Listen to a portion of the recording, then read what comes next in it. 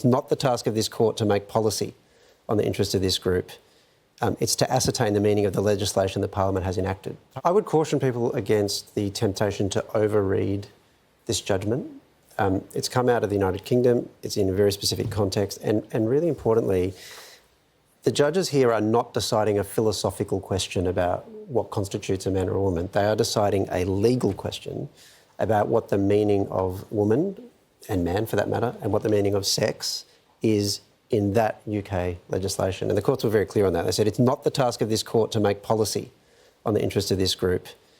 It's to ascertain the meaning of the legislation that Parliament has enacted. Parliament could change this all tomorrow and it's a totally different situation.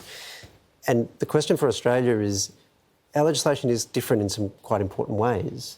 So it's far from clear, whether you like this or not, by the way, it's far from clear that what just happened in the UK would have automatic application here. In fact, I suspect it probably wouldn't, and there'd have to be a political process to make it similar. As for this judgment, there's some interesting elements of it. The court specifically acknowledged the existence of trans people as a vulnerable and harassed minority, and you saw the quote about this not being a victory of one over the other. But it identified that there are certain contradictions and problems in the legislation where if you read sex as including trans people in this legislation, you create a contradiction with the way that operates with that legislation. Now, we don't have that same legislation.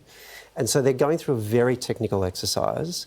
The end result of it, and I think this is a fascinating element of it, is they say you can, the law already provides that you can exclude trans women from a women-only space, a rape crisis centre, hospital wards that are women-only, etc.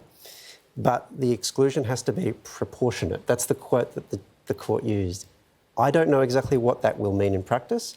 I think a lot of lawyers around the world and in the UK don't know exactly what that will mean in practice. But it's not hard to imagine, for example, that they might say, if you're dealing with a rape crisis centre or you're dealing with, I don't know, to use a controversial example, sport, that's different to if you have a female-only, forgive me, jewellery club or something like that, where the biological elements may not be as predominant.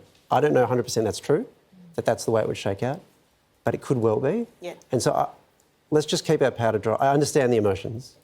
Keep our powder dry a bit, and maybe this will shake out in ways that we don't quite anticipate.